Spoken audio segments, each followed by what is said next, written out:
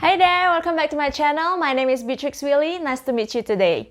So today's topic is about job hunting. This topic is actually requested in one of the comments that I received following my previous video on study and exam tips for CPA Australia. So I would say today's topic is focusing on job hunting for those who are fresh graduates or beginners. Ideally, when you are studying for your professional qualification, you'll be working in the same field as that professional qualification as well. So it will be in line to what you are studying. But if you are currently studying towards that professional qualification without any job, hopefully by watching this video, it could help you to kickstart on how you could apply for job, on how you could start your job hunting process.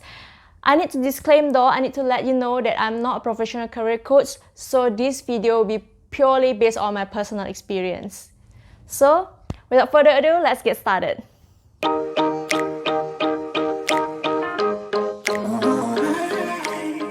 First started to apply for jobs, you will receive a lot of rejections, and that's normal.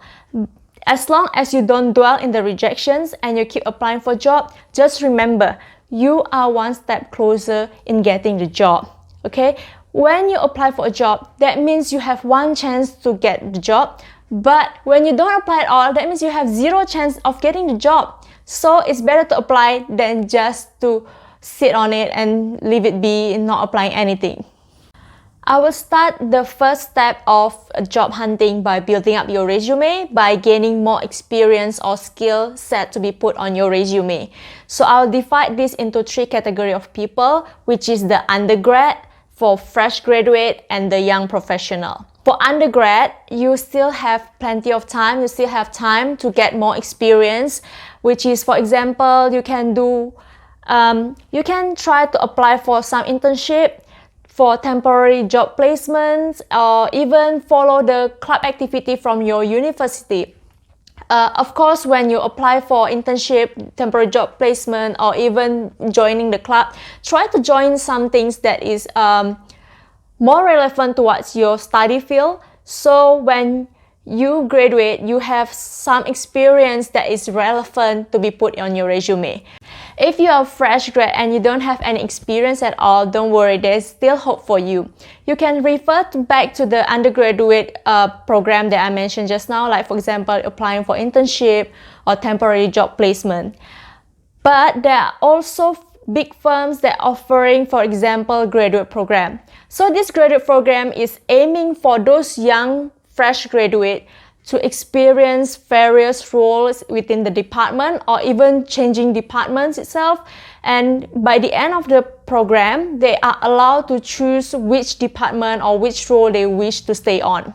So for example, if you are following the graduate program for tax in a Big Four accounting firm, so normally you will be rotating, your role will be rotating, for example, like perhaps half a year in the corporate tax, and then half a year in the individual tax, and then half a year in the GST team.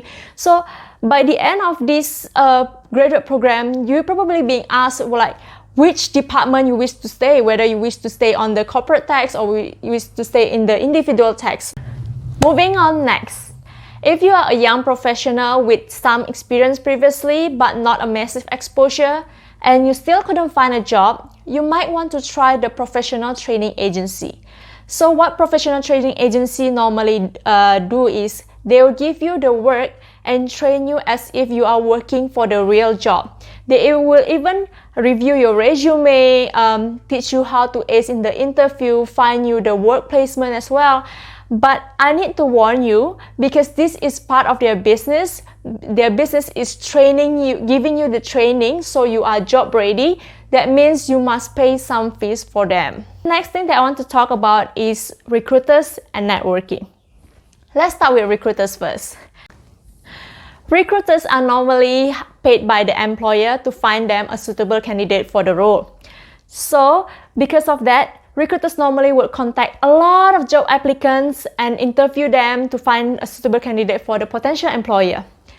Because of that, you shouldn't rely on job recruiters solely to find you a job. You should do your own work to find your job, okay?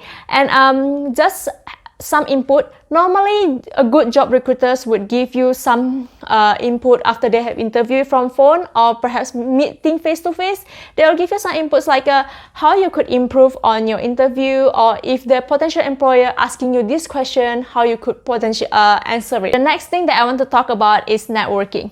So if you have a pretty good skills in networking, or if you are a smooth talker, this is your time to utilize that. Okay, you need to start contacting your networks and asking whether they could potentially refer you to a job, or even creating a job that's not even exist in the first place. Well, you never know. The next thing we're going to talk about is resume and interview tips. There are plenty of good advice out there regarding building your resume and interview tips. That's why I wouldn't go into too much detail this time around. But I have summarized some of the tips that I personally find that is useful. Remember, just now I told you on how you could gain more experience to be put on your resume. So this time we're going to put in your resume. Remember, as a rule of thumb, your resume should not exceeding 2 pages. Always keep it concise. You'll be surprised on how many resumes that the potential employer could receive in one day. So if your resume is too long, exceeding 2 pages, is just so many pages, and they were like, oh, this is too much to review, and they probably just skip your resume. So always keep it concise. The second thing that I want you to remember, do not reveal your personal details. Of course, you can give your contact details such as email address or mobile numbers, but do not give in your bank account details or even text file number in your resume. The next thing that I want to talk about is the outlook of your resume. So if you have a prior experience to be put in your resume, remember, always list down the latest experience on the top and going down to the oldest experience. And then you list down your academic skills or your academic qualification at the bottom. But if you don't have any prior experience, you will list down your academic first, at the latest one, and then you list down to your experience at the bottom.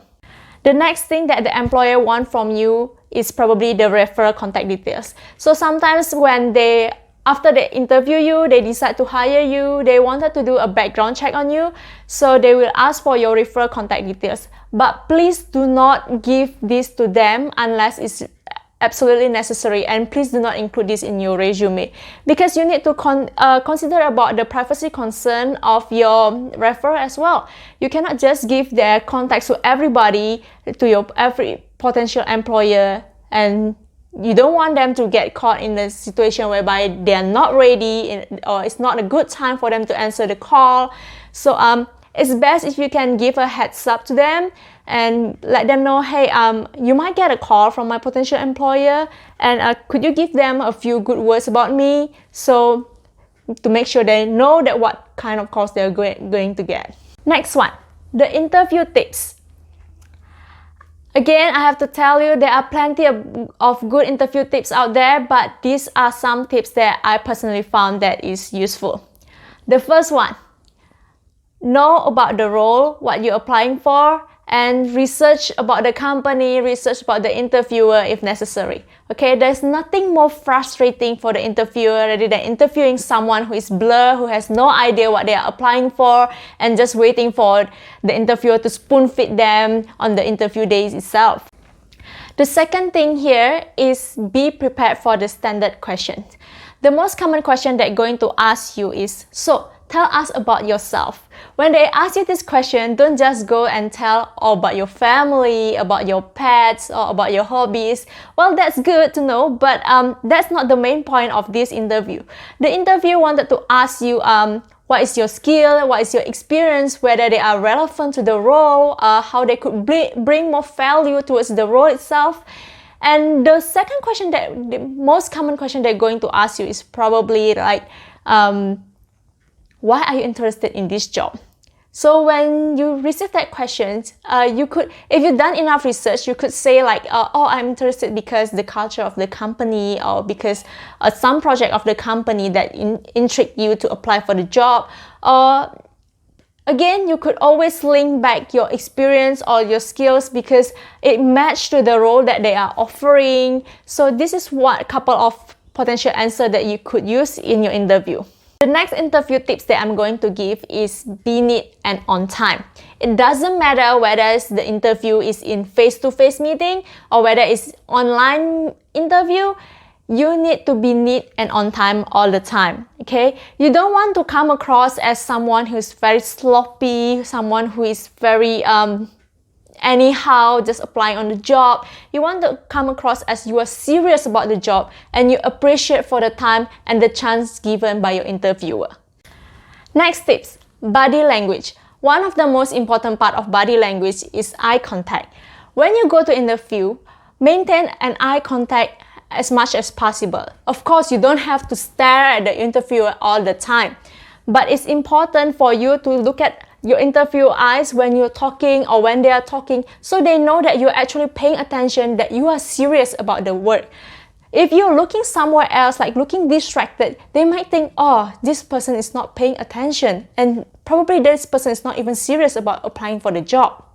So it's very important to maintain a sufficient eye contact with your interviewer. Okay, the final tips of the interview will be, do you have any question for us?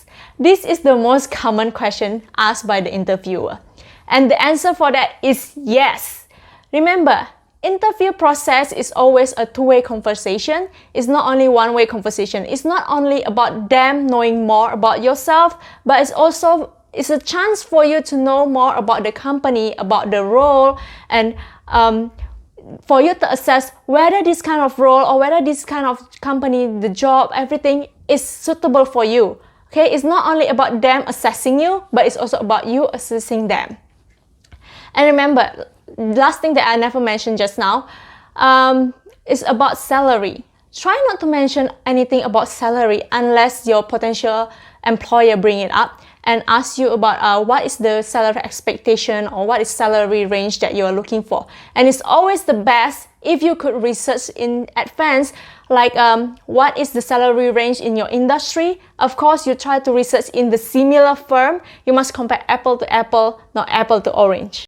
We are now at the end of this video. That's it for the tips that I have on resumes and interview. And I certainly wish you all the best with your job hunting. I know sometimes job hunting and it can be very frustrating, it can be very daunting and tiring process. But remember, every attempt that you make for job hunting is worth it, because that means you are getting closer in getting the job that you want. To be honest with you, even after so many years working experience, I still feel that I'm lacking in so many ways in job hunting, but I hope that this video will help you on how to kickstart with job hunting, and certainly you could use it for eliminating any silly mistakes that you've done in the past for job hunting as well. And thank you for watching. Yeah, and if you have any other videos idea that you wanted me to discuss on, feel free to send me the comments. And don't forget to click like and subscribe, and I'll see you next time. Bye bye.